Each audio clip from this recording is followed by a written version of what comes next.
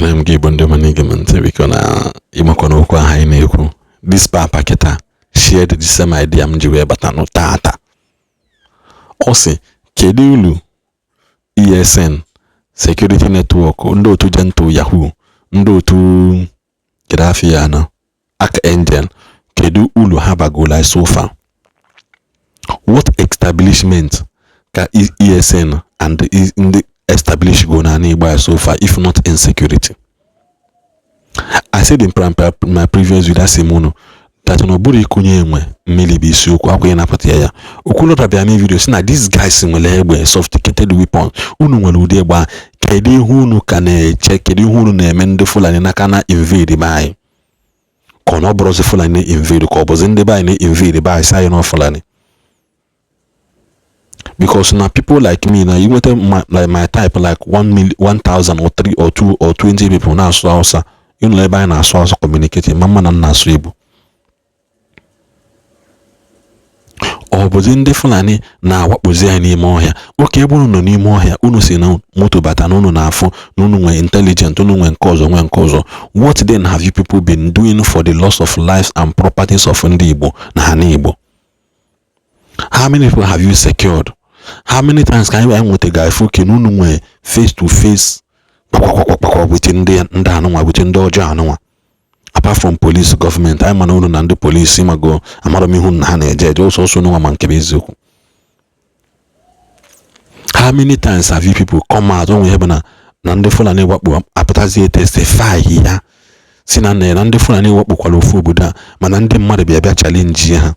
No the conde Biafra, the conde Eastern security, the conde and no more no freedom fighter engage in the Fulani war also. We have never heard of it before. I know Berianante. Man every day Uniyemenka Onyekuku Asisepoti. Everybody are entitled to their opinion. Everybody are entitled to their opinion. Obuli hi kwete kame kwete ya. It is no more peaceful. I had also in peace. Even the choose Yola, Obuna hijack again, Unekuna hijack again. Konyobuna making disband ya uneme official announcement, disband the this unit. Una happy sit at home. Onyobuna for the question on or non-government, Eastern security, he should be held and treated like a criminal. Even the choose Yola. People are no longer going home again, and the Maranazi and Natono. Oh, okay, no, that is what you guys are doing to us. How many investors Nanatana by nobody again? Apart from POS, hook up, Nelana, Anoya Belecha, how many people are willing to come and develop it? Mother had 25 years, Negozilon 1 Muyana. That even him is scared of developing. Kobukana no happily here in case of an amboto yanu unexpected. Bukama one negimoki was held the gun. Kedeni hodi. We are tired. We are tired. Malini hunu melungu. Obulu nunu obuna ande no na nde okigwe na nde Anambra Equator na nde Imo State Equator. You guys should come out. Kunu sueme announce here. Amadi na ndekani okugi oku before say that na everything should be disbanded. Anything sit at home no kwero. Etiga na written letter une kwero una say nobody adel. Okay, you una hijack where the thing is becoming problematic everywhere. Disband it yourself. Make people to go their normal way. Pending mbunu jikware the sort one out. Because I imagine the bundojum and the bundezibu. People are wasting the mother now steady. Upon that, whoever here may go achieve all this while. Kedi huni asin hun me go achieve. If not sit at home every Monday, akwande mother pa. Economy are need waste. Investors are not coming. Economy ndi ba na how bali. Nobody is holding local government chairman responsible for anything. Allocations are not but are illegal. People need relocating the behind abroad. With equity but the midst of the masses. Kego ne flu, ne gona batande manaka. Ketolum mother bolozia business. Etolum mother bolozia business na nearby. Atolubue, despite the fan ya koto gomana atolubue. Only tolo one new wapta one new. Oma everything ko bopum one hadia. Also, na Lagos, na Abuja, na Ugwu Hausa, but nobody is trying to come home because of Guinea. What you people are causing to us. Enough is enough. If you join this live, let's answer this question. What are the advantages and what are the disadvantages of joining this so-called freedom? I just want someone to douse my curiosity. I'm going to do another live so that I can go live both in YouTube, TikTok, even Instagram simultaneously. But I want to I've been worried since this particular so-called freedom agitation started under Nnamdi Kanu. Can somebody type on the comment section, what have we achieved for Igbo? Despite all the money raised, despite all the people joined, all the effort, can somebody mention to me the achievement so far? I asked somebody offline. The person answered me that he has created awareness. God bless you. I give it to him 100%. Tell me, after awareness, can somebody tell me one more thing? Then I will also tell you the disadvantage, what we have suffered. Pen! Somebody, I asked this question. Can somebody explain what Nnamdi Kanu and the group of this IPOB have given us since they started? Somebody told me that they have created awareness. Okay. They are giving us awareness that Fulani is coming. They're giving us awareness that the Nigeria government is a zoo. They're giving us awareness that our leaders are wicked. They are eating us. They are giving us awareness that our professors, leaders, they are intellectual. After this awareness, then what next have they given us? I'm happy people are joining. Now, people are waking up. Or they don't come because I would even know our yeah, they was going like before. No single thing managing the boast. It is the millions of dollars. Somebody now one check signing almost million. You have shot through that check from 1 million oberego. And when I hand over to that money has never been accounted for. How would the first money in here? That's the last money in here before arrest here. That money now, where Ghana, Alabia State, and with a piece. Rorai factory narrow shoe. Or Rorai factory narrow plastic. All this plastic. Or Rorai factory narrow glass. Aluminium. Nothing was done. Arroya, that's how I know how Arrow run that company. Not less than 1,000 youths we have a job to do. Arrow here. Someone ever didn't care. December 2, I gave me Biafra. Someone ever gather gidego to protect the way you want to go. Yeah, me Twitter and Okonjo-Iweala through the Okonjo-Iweala and the World Bank donated 57 million dollars to the Biafran struggle. Okonjo-Iweala saw that post and refuted it and debunked it. Someone now somebody used their account to post it. Umoko kekwereo. That's how professor now abroad that I share hat or someone a verified X account or Twitter account. Can somebody hack a post to Nebo Rego? But you never told us come with that post on your page for more than 2 weeks, even that post. There was never a time he told us that somebody hacked your account or somebody posted. Until Okonjo-Iweala debunked it with a tweet that I don't know anything. That was when he now told us somebody used his account to write that.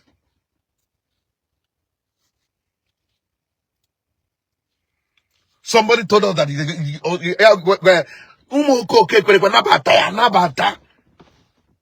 now all somebody used it. Now they give Biafra. Then he may arrest Unezusru, Igbo were go flight. Igbo were go hotel. Igbo were go hall.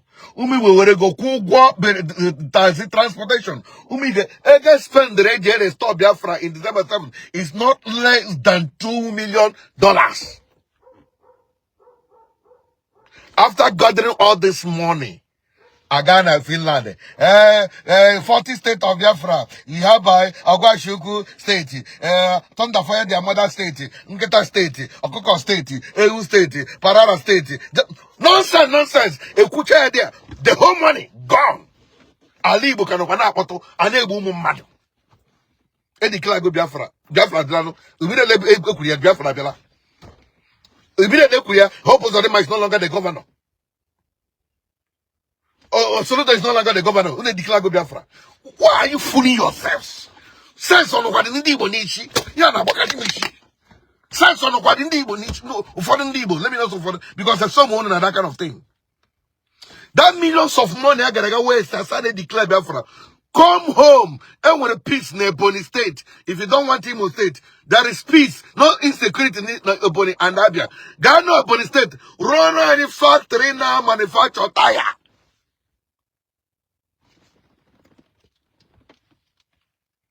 Ghana Ebony State, run any factory now, manufacture plastic. Ebony Waro. I happen to see now what Ebony Imo na Anambra, Kahana Abia Merono, Biafra Liberation Army. Never Shishumu Imo. Ewerega ga ufuye ndoche erie the money after ndocha ri chere go no how the account no issue no we hu mgbugba ego no na account ya we hu ebo she transfer ego unu some de zuji na Finland unu shade gima nde Nigeria ga jide somebody na Finland. Nigeria want opportunity to get someone how happy in Finland. Finland government got violated their law by sponsoring terrorism. How honor ego transfer ego buribu. He could not attest for the ego amount of money on account. Yeah, that's why they're keeping him there. Condition bail, he's not reaching it. I joy has all content can create. I was the prime minister. Can somebody tell me once? I want it on the comment section. What achievement this struggle with the Rendibo? I'm still waiting. Somebody think I'm going to come. Somebody I remember somebody. You know, not the kind of house is giving us awareness. After awareness, what else? All the money I contribute, Fulani Nabia, Atoego, where is the money? Nothing. All you would try in the boy.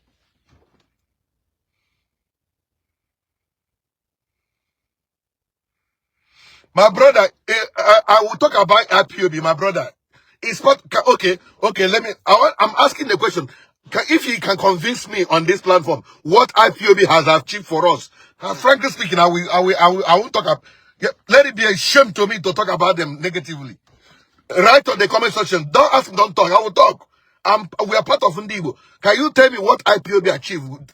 Maybe someone is a fake one. Someone is not fighting for freedom. Someone is evil. But can you tell me what DOS or IPOB or ESN have achieved for us? I need to know. It's getting out of hand though. And somebody, I know I told you, and when I'm quite careful for my life. Ma Joya, were they talking before Ebu? Fish magnet or was he talking Okurora or they against Una Akinaba, even like Chineke on his side, the guy came back alive. So everybody got worried, but don't come man Kuroku because how passionate Ali Bidema can't go here on a hebrew no wala. Madame go there, if you know Udogalo Libo. I need your comment. You know who we going achieve as IPOB. Can you tell me one thing? Hospital Olekono Rorai. But I can check hospital Olekono demolish.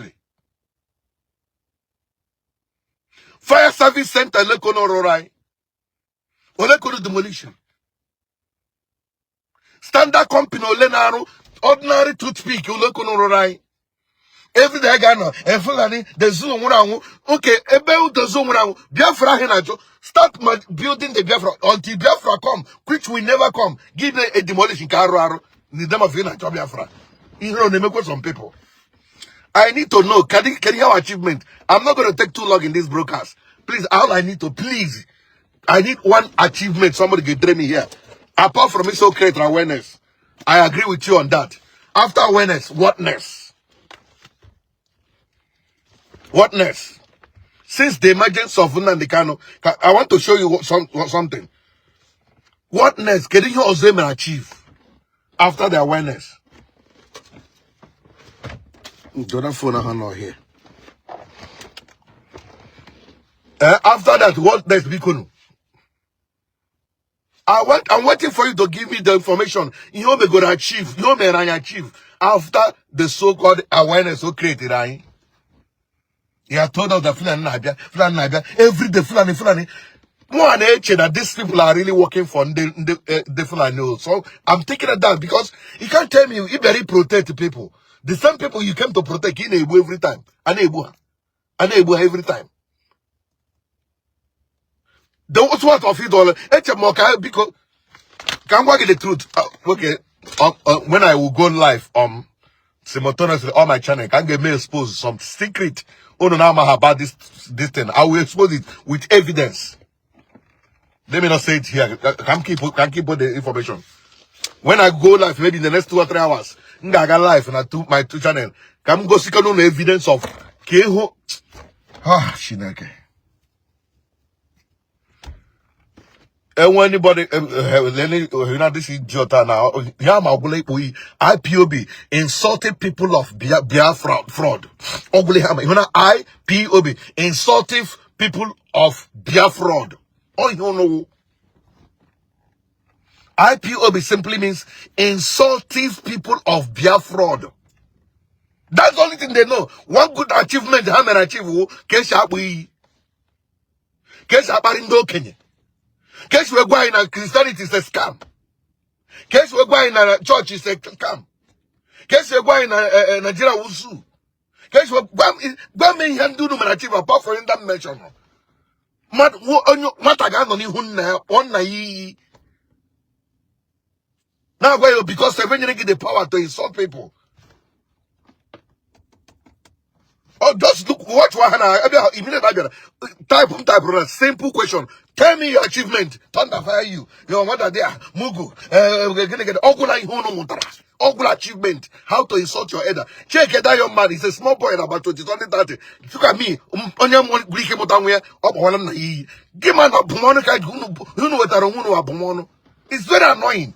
Have I been sounding like this before?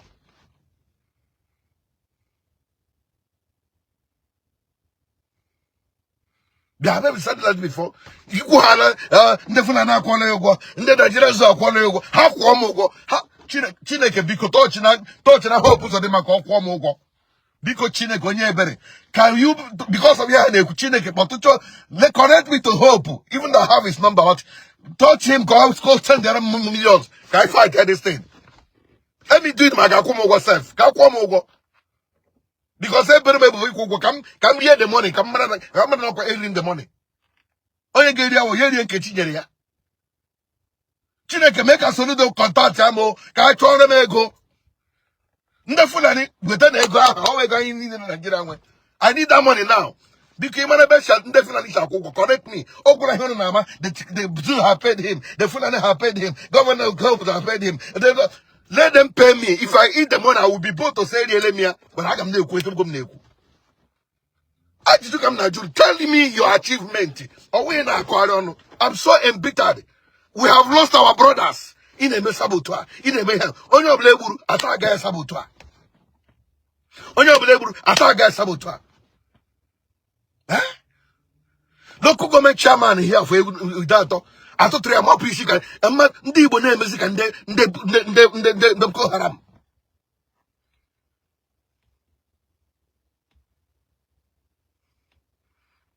And that is the truth. Because ishim na bagaragara. Mo ajoro jam we pa ono ni he basara iku Biafra. Sika bi do ali Igbo. Anima atoro no oku, anima ato na, anima ebe breakers power Biafra. But each time men post, talk about Biafra, leave this your development. If you develop, we have insecurity, we have this, the soldiers are killing us. And make it here now, my into investigation, only to discover no one there so many insecurity that cause insecurity. Oh, him and him Joe be this thing. One name okay kidnap bro. Agwam because mo putara ya so fulani. Mgbe me jago da korum kewe zoku biko. No kwa ka happy be pikri ozo. No kwa umaka o muoma. Anama ihe ji akpọ ha ụmụọma ele ụlọ dị mma mana sọ bụ chọọ na anụrụ n'ọnụ ya na o kwuru n'ọnụ ha na a ga-abịa nwụrụkwa ya ọzọ biko na ka m na-emego broadcast biko kwa onye nwụda so onye ka ekwe enwe another person a custom officer ha nwụdere when achọkwa m ikele ha n'ụzọ bụrụ iche na ha nwụdere custom officer nke Nigeria hapụ ya unu gbalikwara na nke ahụ the guy ha gwakwara na okwukwe na Fulani amam ihe touchiri that man ebu that man ka onye ka ha nwudere different places e kidnapper ebia emechasi gị mention ikwuru na Fulani ihe ndị anyị ka m bịara bịa calculate ya then finally we hụzie gentle na agara ga gbuo nwatakịrị parents ya nwatakịrị nọ na exam hall na-ede exam aga akpọta na a na-achọ ili nne gị egburu na papa gị yesterday weta igbo ụzọ abụọ papa mama mepere ya papa gị ya yes onye gburu assault non government ụmụaka ha yi efe ndị amị bịa gbagboro gị papa gị ya sị ka elie ha this boy elie ha anya mmiri agbapụ m n'anya that day mee ekpewe ekpere lo and behold voice note apụta ebe gentle na-agwa makeup na I ga-aga that place ebe a gara gba ya ekwo na send ya na aga gba I happen phone ka okwu no Fulani sorry Hausa no the voice note I'm still going to I'm going to post to give I don't care may analyze more and more so when that voice note maybe the na share ya ndị idiot na agwa m why will you expose your own brother egbo dike ụbọchị ihe dike bukwe gị dia me dike ahụ gbuo gị. Now, why will he share why will he expose your father? The Bible says, he that exposes the nakedness of his father, may all nakedness of that guy. Oh, now somebody can go one umaka, family, claim one of Fulani, may expose, I'm exposing my own brother. After that incident, so, oh, Fulani no very buani ha. Eh. What to Fulani no che buai. Ono maneng when a reverend father that cannot go home. Money are not somewhere here in America. A reverend father. This man can no longer go his village. As I talk to you now, I can video. Okay, I'm sure. Remember the other life. You give video. My reverend father no munyaro. How about for there? No kigwe. They can't go home. Something happened. In my reverend father, honestly, there ever have for gentle up phone. Now I need that particular house. Now I need that particular house. And they cannot say no to him. One of you commissioner for information again. Learn one batch. The commissioner for information. The people cannot say no to him. Gently, a buru he lost I had the Biafra, land at the place. Amam him they could not get or that family exposed. Let me leave that story. Let me leave that story. That when he came exposed that family, they will go to that family. Let me leave that story. But then when he got he get to add there. He get to add there. Jeff Udochukwu's also Biafra agitators are not the ones destroying Igboland.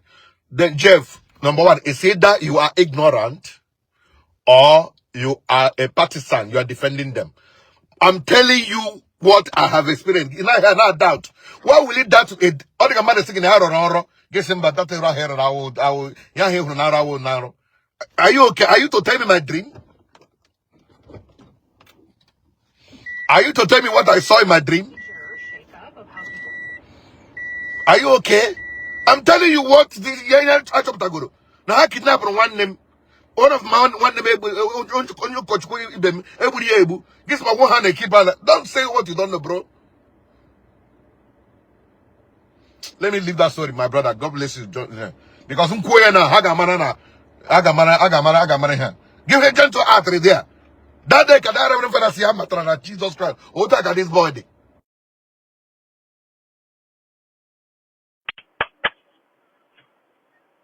Madam right here, give us support to what this thing. some of you are supporting because of ignorance. Why some of you don't care? Like on your voice note or author, Ojigaga, Wonde would not on this org. A partisan or member. I had doubt na Fulani Bundojo, a member of my church, na parish, Oje Fulani Burudia. Till today, the lady is a widow. The Fulani Burudia. I don't have that about that. But I want to their name is Uba, a Fulani, but only one so cook, one is so cookie, and make us.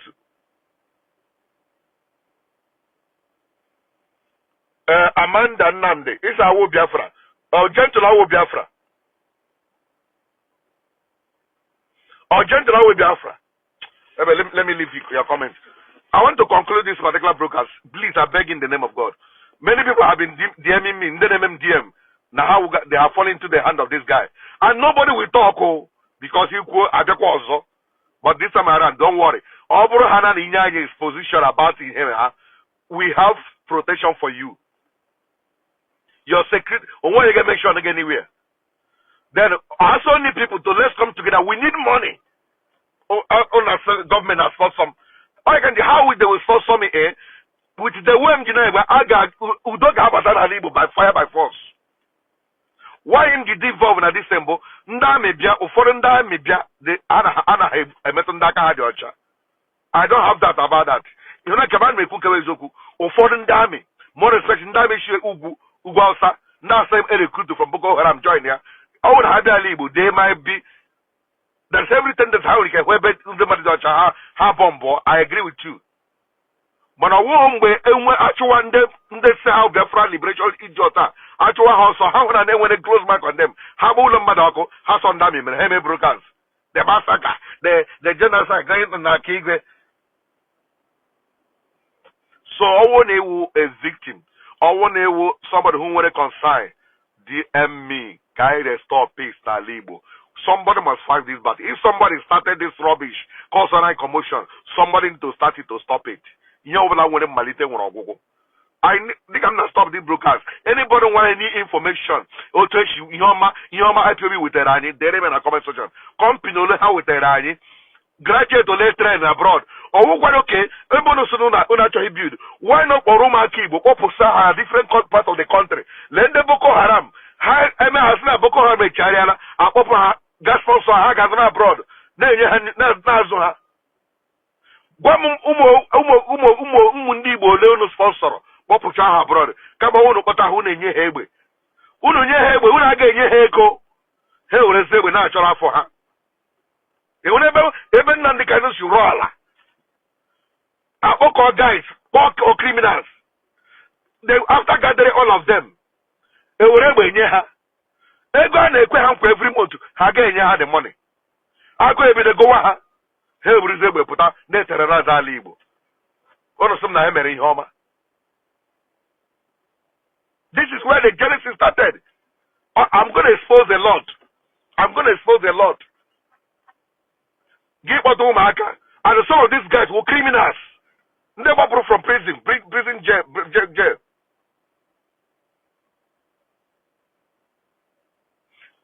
My dear Amanda Nande, I don't know what let me not respond to you. Man, he contributed to. Let me rush my case when I come back. Thank you guys for joining my life. When we watch all these videos, you don't believe my achievement so far. Oh my God, you up abroad, guys, because here and the government I thought that's what they would have been doing. How many companies are they remain a comment section? I want to Goya and may verify another Zoku, and when I'm not abroad, see her skill acquisition, and when I'm teaching her school, Kahago, and this comment, I will apologize. I will apologize. Ma I will know when anything to get dream this never achieve. I will expose. Thank you and God bless. I love you guys. Bye bye. I remain Joe Vika.